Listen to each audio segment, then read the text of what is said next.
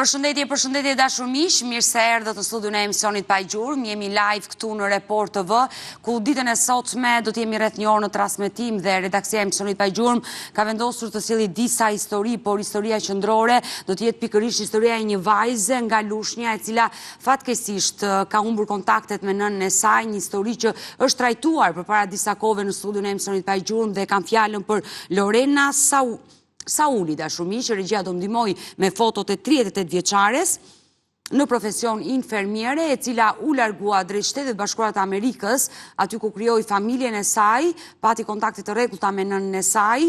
Fatkeqësisht pasi u bë nën, pësoi probleme të shëndetit mendor dhe nëna nuk mundi dot të fliste më me të bijën, por ishte dhëndri ai që i tregonte pikërisht për shëndetin e Lorenës. Por prej 10 ditëve nëna nuk ka kontakte më tashmë as me vajzën, as dhe me dhëndrin, pikërisht me Eltonin, dhe nuk dije se çfarë mund të ndodhur me fatin e 2 të rinjve në Shtetet e Bashkuara të Amerikës. Nëna e tyre zonja Xhemile Zotaj, pra nëna e Lorenës, e cila po mbytet në lotë, ndodhet me mua në studio, menjëherë dua ta përshëndes. Përshëndetje Xhemile dhe mirë se erdhe.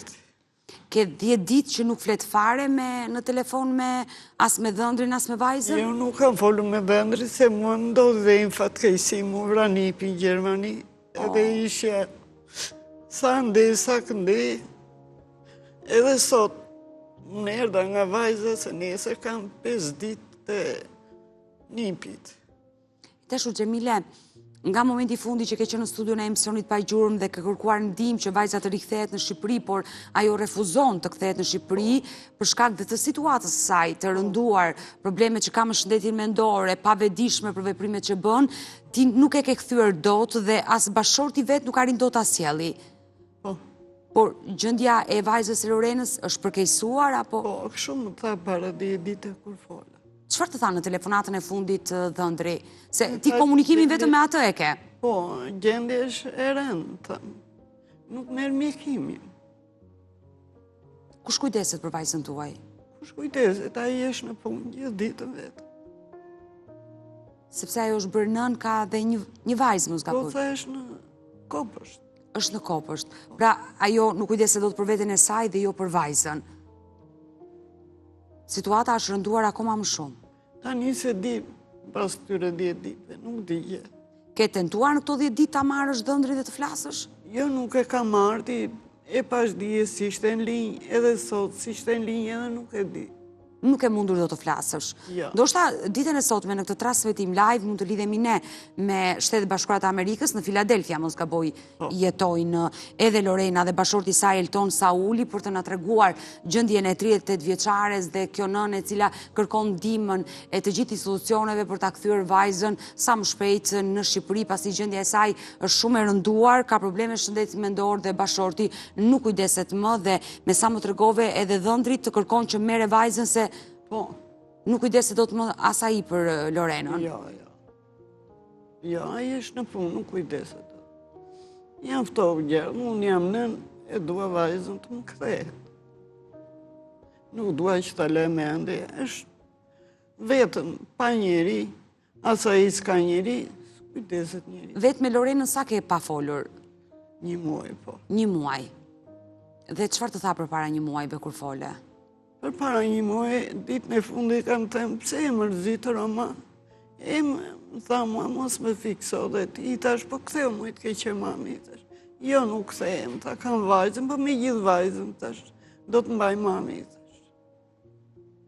Vetëm ati s'kam folur.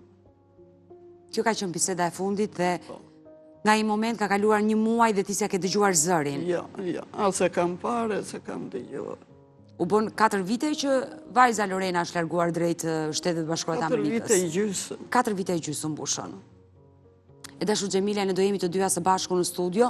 Unë ditën e sotme do tentoj për ta telefonuar dhëndrin tuaj Elton Sauli, gjithë me shpresën që ai do na përgjigjet. Je një nën që je vendosur në merak, 10 ditë që nuk e di çfarë ka ndodhur me vajzën tënde dhe uroj që të gjendet një zgjidhje sa më shpejt për 38 vjeçaren, por më lejo fillimisht të kaloj në një rast të një personi të humbur, një denoncim që ka ardhur ditën e sotme në redaksinë e emisionit Pa Gjurmë. Bëhet fjalë për një 70 vjeçar të dashur miq, quhet Jashar Spao, nga Piluri Devollit, i cili fatkeqësisht është larguar nga shtëpia Në datën 30 qershor, pra përpara 24 orëve, ka dalë nga banesa e tij dhe nuk është kthyer më. Familjarët janë vendosur në merak dhe pse kanë bërë një denoncim në polici dhe kanë bërë kërkime në qytetin e Korçës, pasi gjurmët e fundit janë në Korçë, nuk kanë gjetur asnjë shenjë për Jashar Spahun, që regjia na ka ndihmuar me pasaportën televizive të 70 vjeçarit nga Piluri i Devollit, i cili mëngjesin e dieshëm ka dalë nga banesa, është nisur drejt qytetit të Korçës për të takuar pikërisht në spital vllain e tij të sëmur, por nuk dihet më pas drejtimi ngelet i paditur. Është një histori që ne do e sjellim sot në fokus, gjithnjë me shpresën që mund të ndiqemi dhe kushdo që mund ta ketë asur në rrugë dhe kryesisht në qytetin e Korçës, mund të na ndihmojë me informacione për Jashar Spahun. Por fillimisht dua të prezantoj një material, një kronik që ne kemi përgatitur për 70 vjeçarit dhe rikthehemi në studio pasi është djali i tij Taulant Spahu që po na pret në një lidhje direkte nga Devolli.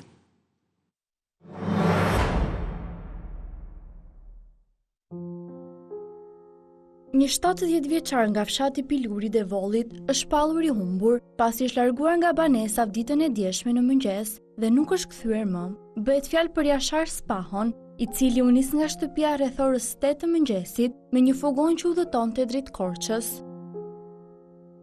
Shoferi i mjetit ka bërë me dije se ka zbritur pasagjerin në terminalin e qytetit, ndërsa qëllimi i udhëtimit mendohet të ketë qenë një vizitë në spitalin e Korçës, ku ai besonte se ndodhej i shtruar vllai i tij. Më vonë është mësuar se personi në fjalë ishte në Tiranë, duke ngritur dyshime se 70 vjeçari mund të jetë ngatruar pas mbërritjes në qytet. Taulanti, djali i tij, arriti të hapte kamerat pranë terminalit, por asnjë gjurmë nga ai. Vendodhja të moshuarit mbetet e panjohur dhe është hera e parë që ai humbet. Në momentin e largimit, ai ishte i veshur me pantallona të zeza, një këmishë vishnje me kuadrate dhe këpucë ngjyrë kafe. Jashar Spahu nuk kishte me vete telefon celular, çka e ka bërë të pamundur kontaktin me të deri më tani. Në fakt, mëngjesin e sotëm janë mbushur 24 orë që familja Spahu nuk ka asnjë informacion për Jasharin të 70 vjeçar nga Piluri i Devollit. Do përshëndes me njëherë djalin e të humbrit, Taulantin. Taulant, përshëndetje nga Tirana. Përshëndetje. Të falenderoj që të kam në këtë lidhje dhe janë mbushur 24 orë dhe fatkeqësisht ende nuk keni marrë një informacion për babain tuaj. Jo. Mund të më tregoni pikërisht mëngjesin e dieshëm, ai ka dalë nga shtëpia, udhëtimin që ka bërë dhe çfarë keni zbuluar deri në këto momente që ne flasim në këtë transmetim live? Më dëgjon pak. Po. Ai ka ikur në datën 28. Në datën 28? Po. Po? Është nisur nga shtëpia pa. Mëngjesin e datës 28, ai ka dalë nga shtëpia, është nisur për ku? Nuk e dim fare, mami dalë jashtë. Më dëgjoni Taulant? Po. Atëre, sipas informacioneve të paktën që familjarët tuaj na kanë dhënë, është dyshuar se babai juaj është nisur drejt Korçës për të shkuar në spital për të vizituar vllain e tij të sëmur. Po, kështu na thanë shofer. Atëre, këtë po ju pyes, çfarë keni zbuluar ju? Ai është nisur atë mëngjes, çfarë i ka thënë nënës tuaj, bashkëshortes? Thënë që do dalë jashtë nga fshati. Po? Kishte treguar. Por Pastaj të nesër e mora vesh që ishte i Korçë. ju keni zbuluar të nesërmen se ai kishte ikur në Korçë dhe këtë gjë si e keni zbuluar? Na tha një shofer, Po? kura unë në Korçë. Shkojtë në Korçë neve. Ky person që ju dha informacionin, ishte shoferi që e kishte marrë babain tuaj nga Piluri i Devollit dhe e kishte çuar në Korçë? Po. Po? Po aty tash e ka shkuar në Korçë. I pam kamerat në lobi. Po? Atje vetëm i pam kamerat. Nuk dhe që ka dalë nga makina.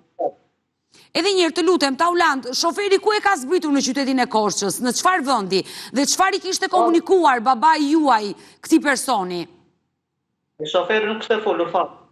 Po, dhe ku e ka zbritur? Në para terminalit. te terminali në qytetin e Korçës. Por pse dyshoni ju që ai do shkonte në spital? Apo kishi xhaxhain e shtruar në spital dhe logjikisht të shkon mendja se ai ka vajtur tek i vllai? Po, kështu mendoj unë. Jeni interesuar? Edhe mendimi im është që a jeni interesuar pranë spitalit të qytetit të Korçës? po, vajta në spitali, nuk ka erdhur në spital. Sepse, si pas shoferit, gjurmët e fundit të babait tuaj janë në qytetin e Korçës. Pra ai ju ka deklaruar se ka zbritur tek terminali. Po, Në momentin që babai është larguar nga shtëpia, nuk ka treguar asgjë që do udhëtonte drejt qytetit të Korçës. Dua të pyes, babai juaj ka pasur probleme? Kur them jo vetëm me tensione dhe me tepër. Jo, kur them probleme, nuk e kam fjalën vetëm probleme shëndet mendor. Flas qofte edhe nga skleroza që mund të ishte prekur dhe harronte. Nuk ishte këto probleme. Sepse është e çuditshme, nëse ai do shkonte të vizitonte vllain e tij në spital, nuk kishte asgjë të fshehtë për të mbajtur bashkëshortes së tij. Po, nuk e di pse ka bërë. Juve çfarë dyshoni? Unë mendoj se nuk e shkruaj Tirana. Edhe njëri lutem se nuk ju kuptova qartë? Nuk e shkruaj në Tiranë. Në Tiranë pse e dyshoni këtë gjë? Mos e ka marrë me ka ditë të vllane që ishte në Korçë. Po? E ka gjetur në Korçë mos ka në Tiranë. Xhaxha juaj aktualisht është i shtruar në Tiranë, ka ardhur në Tiranë apo në Korçë? Jo, nuk ka doli nga spitali. Ndërkohë ju dyshoni se babai mund të ketë vazhduar udhëtimin nga Korça dhe mund të ketë ardhur në kryeqytet. Po, ashtu mendoj. Në momentin që ai ka dalë nga shtëpia, ka pasur të veshur, e dëgjova edhe në materialin e përgatitur nga kolegja ime, pantallona të zeza, një këmish vishnje me kuadrata dhe këpucë ngjyrë kafe. Po. Pra ai nuk ka dalë me rrobat e shtëpisë, është veshur, e ka planifikuar udhëtimin e tij. Po, e ka planifikuar. Por me vete ka pasur para, ka pasur një mjet identifikimi? Jo, s'ka pasur fare, lekë. Para nuk ka pasur. Nuk e di sa ka marrë lekë, se E qartë, ndërkohë që regjia po na i vën dispozicion edhe fotot tavlan të babait tuaj, të 70 vjeçarit Jashar Spau, dashur miq, nga Piluri i Devollit, i cili fatkeqësisht është larguar nga shtëpia mëngjesin e 28 qershorit. Ka kaluar disa ditë dhe ende familjarët nuk kanë informacion për Jashar Spahun.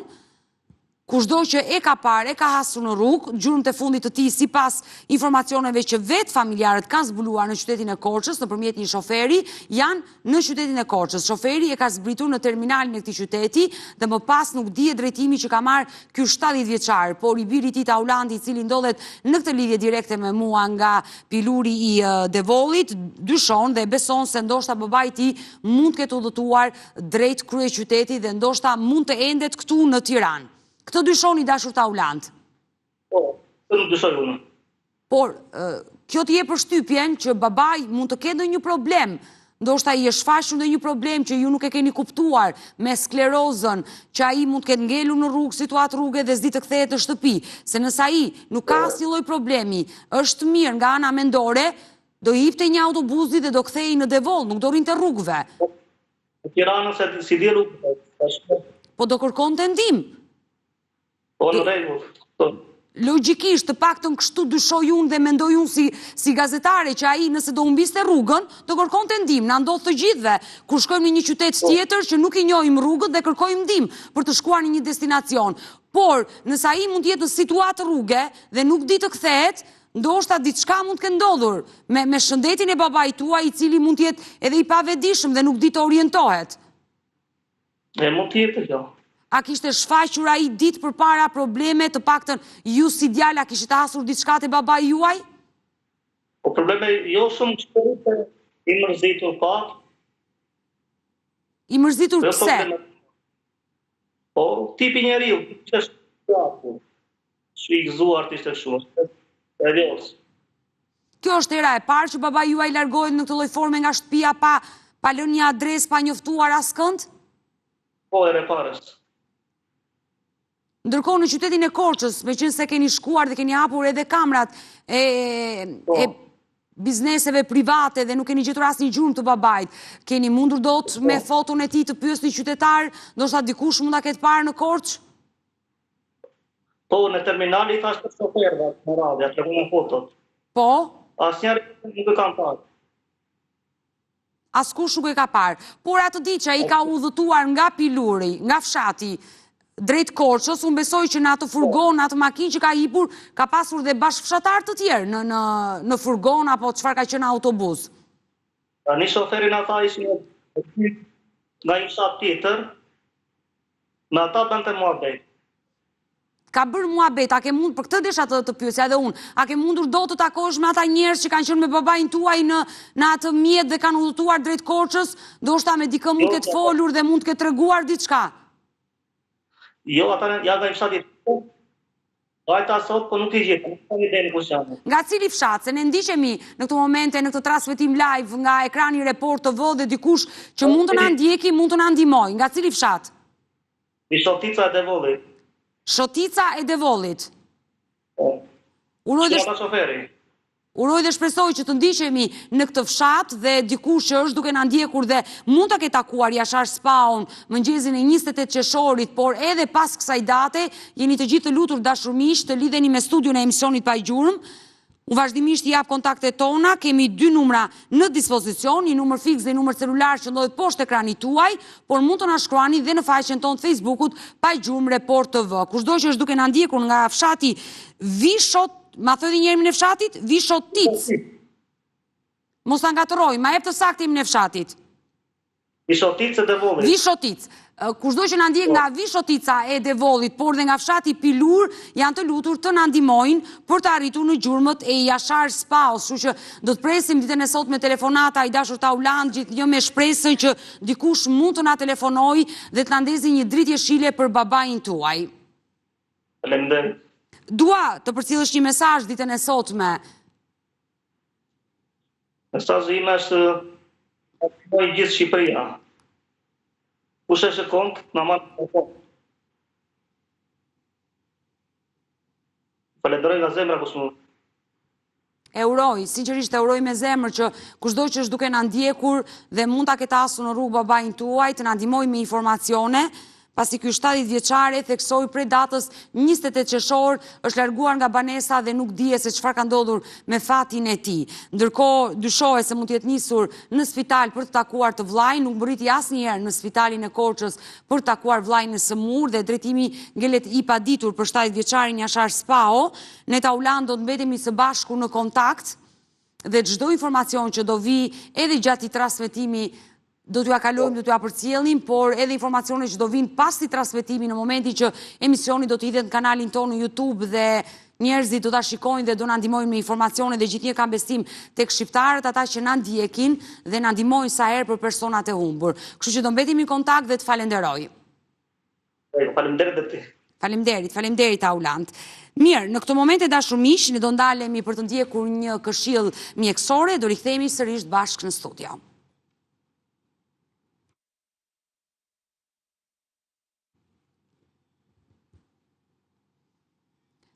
Ndërkohë sa bëhet gati pikërisht këshilla mjekësore që ne do të ndjekim, edhe njëherë sepse më shkruan redaksia që kanë mbritur një telefonat për Jashar Spaun, edhe njëherë lutem regjia ma nxirrni pasaportën e Jashar Spaus, 70 vjeçari nga Piluri i Devollit që është larguar pikërisht nga banesa në 28 qershor.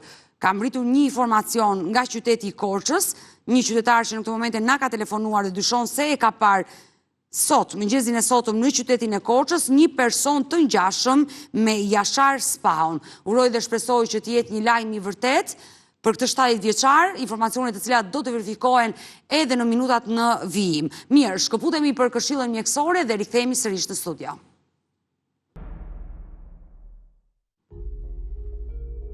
Me kalimin e viteve, depresioni ka marrë gjithnjë më shumë vëmendje, duke u njohur si një problem shëndetësor global.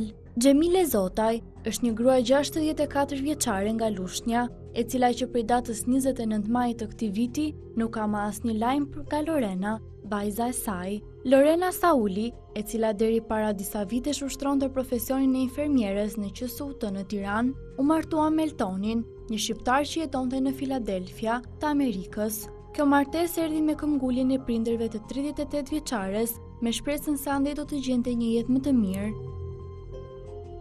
Marrëdhënia e çiftit shpejt u shndrua në një sfidë të madhe. Pas lindjes së vajzës së tyre të vogël, gjendja e Lorenës filloi të ndryshojë.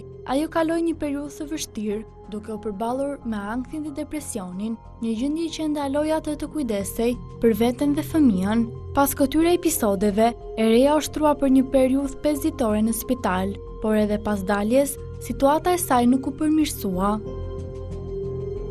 64 vjeçarja shpreh se vajza refuzon të marrë medikamentet dhe nuk dëshiron të flasë me psikolog. Gjithashtu, mungesa komunikimit me Lorenën për më shumë se një muaj e ka thelluar ndjenjën e panikut dhe frikës te Xhemilja, që nga momenti i fundit që ka folë me dhëndrin, kanë kaluar 10 ditë dhe ai u shpreh se Lorena është në gjendje shumë të rëndë, që prej asaj dite ai nuk ju përgjigjet më telefonatave të saj. Ndjenja e fajit e ndalon atë të veprojë, duke ndjerë se ka shtyr vajzën të marrë një vendim që nuk ishte i duhuri, duke nxitur atë për një jetë më të mirë drejt Amerikës.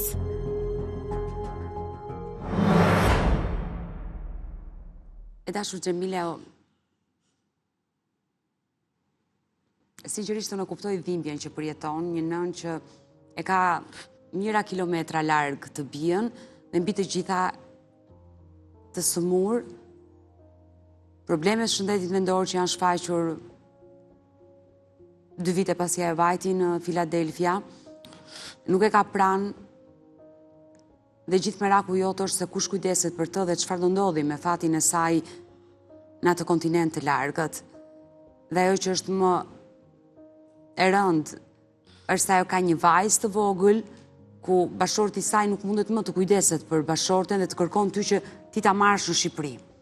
Por për ta sjell Lorenën në Shqipëri është e vështirë sepse ajo refuzon të rikthehet dhe askush nuk të detyron dot në Shtetet Bashkuara të Amerikës të kthehesh në vendlindje pa dëshirë.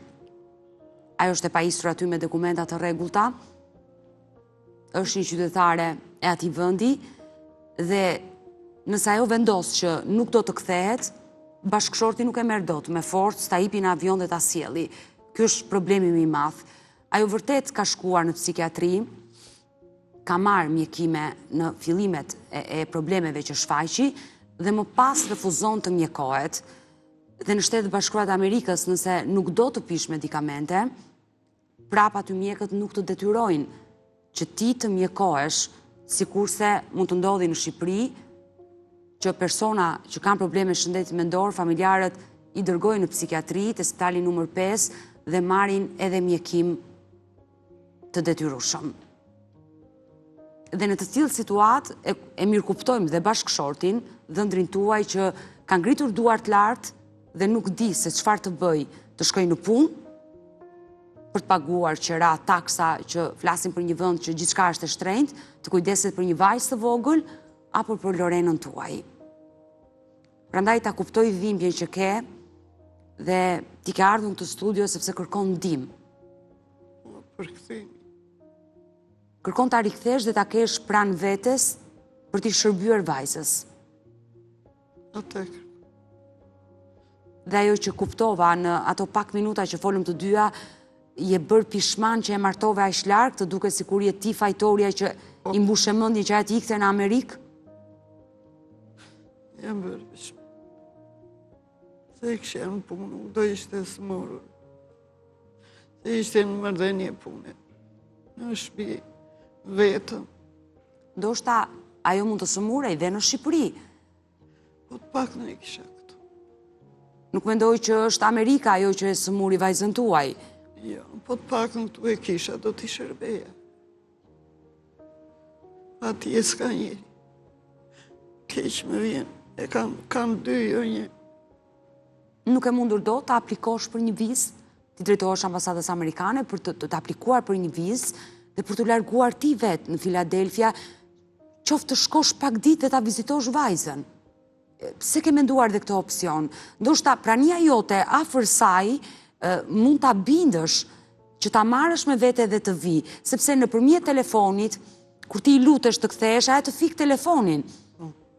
Pa dyshim, të refuzon dhe nuk do të flasi, por ndoshta ndjesia e një vajze, kur e ka nënën afër që e ndjen përqafimin e saj, dashurinë e saj, mund të ndihmoj edhe në shëndetin e Lorenës. Pse nuk e ke menduar edhe këtë opsion? E kam menduar me Odeta, po unë kam qenë e sëmur me probleme. Burrin e kam të sëmur, më kaloj 2 herë I frak nga kjo. Largë eshte me përballoj dotëm. Varet ande jam ai po tashu që të më presi. Nga e që kam qenë sëmur, jemi të 2 pleqe, them kur e kam këtu, e kam në shtëpi, do t'i shërbej natë dhe ditë. Por dhëndri konkretisht Eltonit, çfarë ju ka thënë? Sepse nga momenti që vajza u sëmur, ti kontaktit I ke mbajtur me Eltonin. Ai të ka treguar gjithçka për shëndetin e saj. Vetë Eltoni çfarë të ka thënë? Po para një muaji fliste ajo, pastaj anu shkëputi. Ishte më ndryshe, I thoshe I merr ilaçet I martësht. Tani ajo I ka lënë ta mua ilaçet. Kur ajo nuk merr medikamentet, le të themi sjelljet e saj si janë. Çfarë ju ka treguar dhëndri? Vetëm flej gjumë, thot. Se sa as ushqim. Për shkak të medikamenteve ajo është vetëm në gjendje gjumi. Ato lloj medikamente që ajo mund të marri, sigurisht që je vetëm në gjendje gjumi, 24 orë. Tani se di, pjesë I pia, I thot të rritot nga ajo që është e pafuqishme, se sa ushqim. Nuk e dish këtë se që bëhet ati. Por ju më tha që keni 10 ditë që as me dhëndri nuk flisni. Po s'kam folur, që kur atë di që më erdhi aberi nipit, sa mora aberi ti më mori dhëndri, më ta këtu është në gjendje të rëndë. E më ta mos si t'ja bëjmë të, nuk e di që më tha një avukat që në base kini folur vetëva ka shpjeguar. Jo, unë nuk kam folur me Eltonin, unë sot do provoj ditën e sotme, për shkak dhe të ndryshimit të orarit, okej, ora është 4:30, jemi mirë me orarin, atje besoj ai është në punë tani, sigurisht që është zgjuar nga gjumi, do ta marrim në këto momente Elton Saulin, që është bashorti I Lorena Saulit, I cili dhe ai sigurisht kërkon ndihmë që bashorten ta kthejnë në Shqipëri, pasi e ka të pamundur që të kujdeset për të, kështu që regjia të më ndihmoj ta kem dhe Zilen në transmetim të Eltonit, për të komunikuar, për ta treguar situatën, dhe padyshim që edhe zonja Xhemile, e cila ka 10 ditë, plot 10 ditë që nuk flet me dhëndri dhe nuk ka asnjë informacion as për të bien, por edhe për mbesën e vogël. Në Filadelfia është një numër I madh. Përshëndetje. Përshëndetje Elton. Po. Jam Odeta Dume, gazetare nga emisioni Pa Gjurmë. I dashur Elton, vjera juaj Xhemilia ma ka treguar të gjithë historinë e vajzës dhe kërkon ta rikthejë në Shqipëri, por të lutem, mund të na tregosh situatën e Lorenës, çfarë ka ndodhur dhe si është ajo sot? Të jetë regjistruar që dispetë, duhet të jenë të më shumë gjëra që janë një time, nuk është që të e publike të dhe të ndeti të dhe ndjem që të dhe ndjem keqët. E qartë, unë e kuftoj që... Ajo është shumë të mordë, është nguar nga skizofrenia, është bipolare. Bipolare, diagnoza, se këtë disha të pyesja, çfarë diagnoze ka Lorena? Po, skizofreni bipolare, po që ishtë paranoja, këto lojnë djeri në datë në ty, kur shputë. E shputë 4 herë spital. Nëjse dhe më këto gjera, unë e takova Lorena atëherë dhe më para 6 vjetës, dhe unë kam kohë që isha këtia, dhe më ajo ishte një shumë markese, dhe më e sajuar, për I thonë, dhe më të ishte në I dashuri. Edhe në kohë kër e takova Lorena, dhe më të në tanë sanë që ishe me pak angst, dhe punon të infermira, dhe që ka qenë diagnoza në Shqipëri, unë nuk e di. Mendova sa shpeqen më angst, në është nga puna, shumë thoshtë dhe ata do më që nuk e pa probleme aty, do më thënë, mund i ke vekon e pacient në to, se ka punuar te onkologjiko dhe ta shumë ndoshta të ka qenë nga kjetëra puna dhe E qartë. dëshirohet. Edhe ajo nuk e qenë që aty, ajo lloj diagnoze, me të si ka dhënë emër ata, domethënë që ka qenë kështu. Edhe sepse ajo Lorena merr te ilaçe, edhe në Shqipëri, domethënë ka marrë pjesë gashtiet. Edhe kur erdhi këtu, domethënë pasi u martuan, u ktheva në Amerikë para letras në maj 2019. Prita një vit e ca, kishte intervistën në mars të 2020-s, ajo u shtyp për shkak Covidit. Domethënë 2 ditë para të kësaj interviste, domethënë u mbyllën gjitha për shkak të Covidit, edhe pastaj ka ardhur në nëntor të 2020-s. E qartë. Edhe këtu në atë kohë kishte marrë letrat, këto green cardën, domethënë edhe numrin e sigurimeve shoqërore, social security number. Por situata me Lorenën agravoi pasi ajo u bën nën. Ja, 30 sekonda. Patjetër, do të dëgjoj me vëmendje. Po, edhe, domethënë kur erdhi ajo kishte marrë edhe ilaçet me vete, domethënë kokra, domethënë kundra anksit, kështu thoshin ata, domethënë sa shumë dakord. Domethënë pisa shumë, pastaj ndodhin gjëra të shpejt, në lishtat zanë, domethënë një muaj, 2 muaj, pastaj në janar të 2021, domethënë në fundi janarit bëri testin, domethënë doli lishtat zanë. Aty që në atë moment sa do ndërpres kokra, domethënë dhe nuk u konsultua me njeri, domethënë as unë nuk e mendova, nuk e dia, domethënë unë faktikisht kam njohur, s'kam pasur familje person me smundje, me probleme kështu domethënë të tilla. Edhe vetë mund të kem vujtur për shembull, kam qenë kaq vjet në migracion nga anksi ose kështu, po nuk është se kam marrë mjet kimu, se domethënë gjithmonë jam munduar që ti kaloj gjërat në mënyrë të natyrshme, domethënë. Jo të bazohem te medikamente ose as drogën, as alkoolin. Edhe, domethënë, tash unë dakord, domethënë, është ti ke vullnet që... Regja, më ndihmo me audio, lutem, mos e uli audion. Po? Po. Që se ke vullnet tash që, domethënë, që të rilash të gjitha se pinte dhe duhan atë kohë. Edhe tash ndërpreu, domethënë, sa mori vesh që ishte 7 zanë, ndërpreu edhe ilaçet, edhe tash unë domethënë, unë s'po të bezdis, tash unë domethënë, do qëndrosh shtëpi, unë do punoj, tash unë domethënë, vetëm thjesht rri. Domethënë, ajo s'kishte as stres në atë periudhë, domethënë, se nuk ishte ngarkesë, domethënë, unë nikja punoja, domethënë, pastaj vjen xhira në një kështu, domethënë, edhe mërzitesh aty vetëm.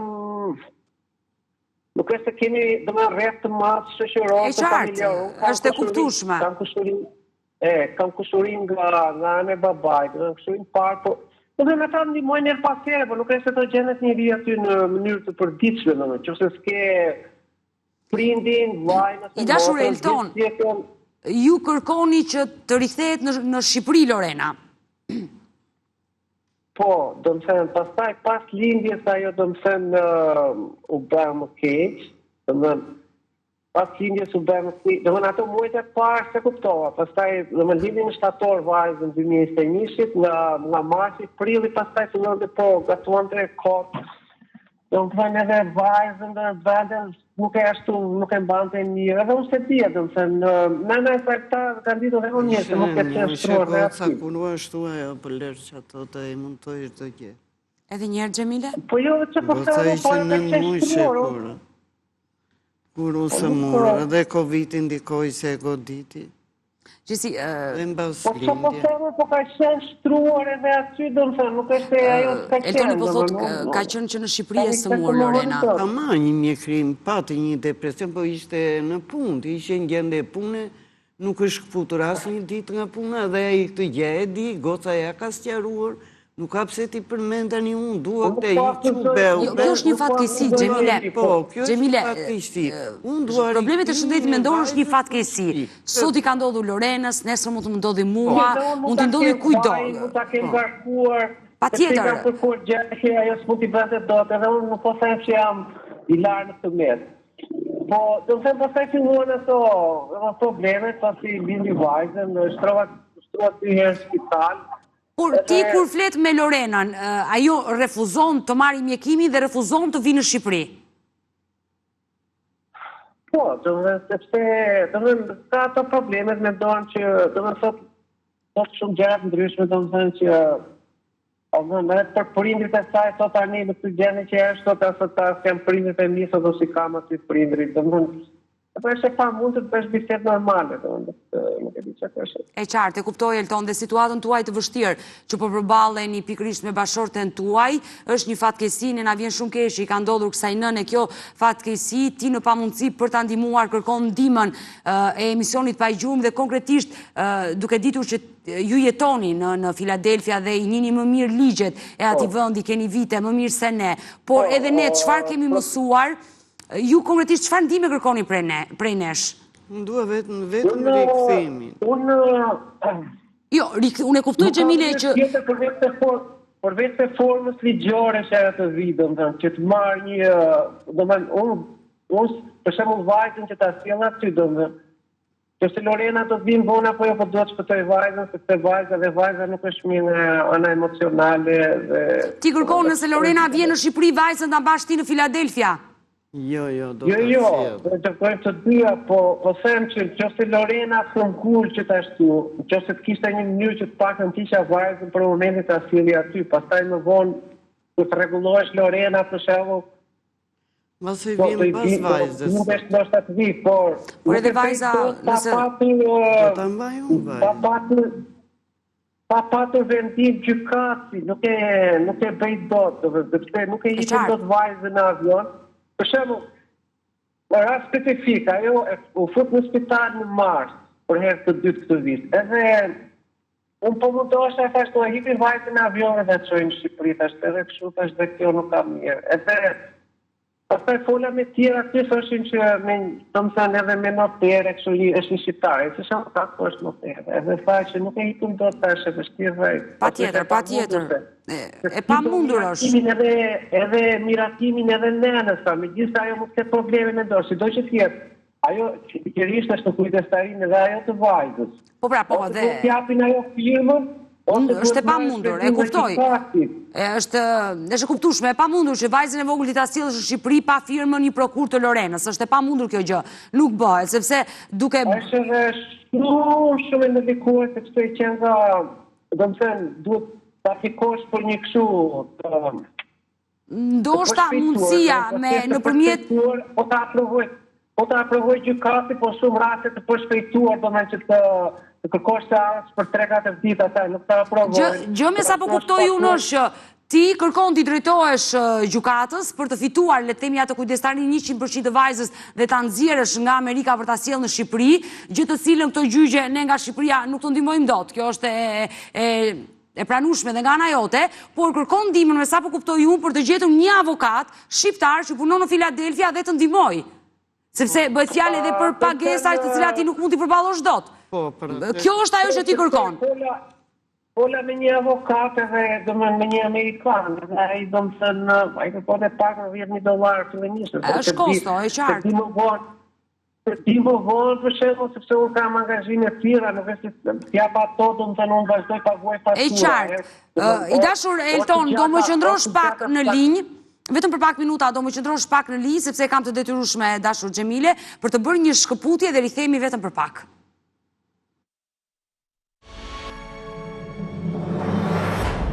Mirë, jemi sërish bashkë live dhe po flasim për historinë e trisht të 38 vjeçares nga Lushnja, Lorena Sauli dashur miq, e cila prej 4 vitesh është larguar drejt Amerikës, ka krijuar familjen e saj, por janë shfaqur probleme shëndetit mendor dhe bashkëshorti që kemi në një lidhje direkte nga Filadelfia, Elton Sauli, po kërkon ndihmën realisht që ta rikthejë bashkëshorten në Shqipëri sepse e ka të pamundur që ai të kujdeset për shëndetin e saj. Elton, më dëgjon? Unë uroj dhe shpresoj që nga emisioni pa gjurmë shumë shqiptar të cilët e thash dhe pak më parë që në Filadelfia është një numër goxha i lartë i shqiptarëve që jetojnë aty, është dhe një komunitet i cili ka ngritur, le të themi, dhe shumë rrjete sociale ku gjithë shqiptarët janë me njëri tjetrin dhe ndihmojnë njëri tjetrin në Filadelfia. Unë do premtoj që do lidhem me gjithë komunitetin e shqiptarëve në Filadelfia për të gjetur një rrugë për të ndihmuar ty, sepse është një kosto e madhe ti drejtohesh edhe gjykatës për të fituar kujdesarinë e plotë të vajzës, gjithë me shpresën që duke sjell vajzën e vogël në Shqipëri, edhe nusja do vinë në Shqipëri, por jam e sigurt që shumë shqiptarë të cilët punojnë në drejtësi aty do na ndihmojnë. Jam e sigurt për këtë gjë. Faleminderit. Shpresoj domethënë që të gjendet një zgjidhje. Unë jam shumë e ratë për shëndetin dhe mendor dhe të vajzës, domethënë sepse ajo Kërkoni dhe një psikologe. Jo në atë aspekt, nuk besoj të ketë arritur në atë pikë akoma, por nëse gjërat vazhdojnë kush e di si mund të, domethënë, se dhe ajo shikon, domethënë, ne kemi konflikte me njëri tjetrin shpesh herë dhe ajo është dëshmitare atyre gjërave dhe nuk është gjë e mirë ajo. Patjetër. Do mbushin 4 vjeç në shtator edhe me sa mendoj unë pas 4 vjeç fëmia o njeriu regjistrojnë gjithçka edhe nuk është mirë që ajo të shikoj të gjitha këto gjëra. Por nuk ka asgjë të keqe Elton, dhe nëse vajzën këshillohesh me një psikologe për situatën në cilën ti ndodhesh në familjen tënde me bashorten, mund të kenë ndikuar edhe tek vajza. Nuk e si trende në saj, po nëse vajza, nuk kam 5 muaj që e kam quar në kopësht, e mbaja në shpim para, domethënë edhe, ajo mbas e vendikoj pak edhe në përkestimin e Lorenës, sepse edhe ajo po lodhesh në shtëpi vetëm që të mbante dorë. Nëse ti i dashur Elton, nëse ti mendon që bashorten ta sjellësh në Shqipëri, mendon që ajo të marrë një mjekim këtu në Shqipëri të qëndrojë një kohë të gjatë derisa të përmirësohet dhe sërish ta marrësh në Amerikë? Jo, nuk e rikthejme unë atë. Si nuk e rikthejme? Me çast, domethënë kemi edhe ata mendojnë aty prindit e Lorenës edhe unë them që të vinjë në Shqipëri odeta. Unë dua rikthimi njerë se vajzën e kam pa mjekim, ajo po lufton me jetën. E qartë. Se përballoj do që ajo ka nevojë për shtrim tani. Ky se përballon do që to s'ka. Shumë njerëz korrekt që të marrin mjekimin rregullisht sepse problemi me këtë lloj smundje është nuk e diam para, po. Domethënë, po e le sikur një herë të vetme, për shembull, nëse do ta marrësh 2 herë ditë, e le një herë. E qartë Elton. Mirë, domethënë nuk i rikthehen më që ta marrin, ajo do ta marrin sepse ka balancim hormonesh në trup. Ne do mbetemi në kontakt dhe uroj që të gjendet një zgjidhje. Ti do duhet se riktheu me atje vajzën. Vajza ka 5 vjetë mbyllur brenda. Po nuk besoj që është për fajt e Eltonit. Ja, po dhe vetmia ka të bejo, Odeta. Po patjetër, gjithçka ndikon. Por unë nuk e njoh as Eltonin, as ju, as vajzën, por duhet të mirë kuptojmë dhe Eltonin në situatën në të cilën ndodhet. Por të ai që ko jetën e vetë, mua të më rikthej vajzën me gjithë mbesën, edhe unë këtu takuroj. Ka që po themja dhe këtë nuk është, domethënë nuk. Domethënë situata është keq, po dhe nuk bëhet më keq, domethënë sepse mund ndodhin që nëse unë për shembull, se unë nuk jam prejurit Elton, unë uroj të gjendet një zgjidhje sa më e mirë, si për Lorenën edhe për vajzën e vogël, do mbetemi në kontakt dhe të përshëndes, do mbetemi në kontakt. Faleminderit Elton. Mirë, e dashur Xhemile, më vjen keq sinqerisht për historinë e vajzës. E kuptova që do ta sjellsh këtu në Shqipëri dhe në një farë mënyrë mos të kthehet më në Amerikë te bashorti i saj. Kjo është ndarje e familjes, si me sa kuptoj këtë kërkoni, sepse primar është shëndeti.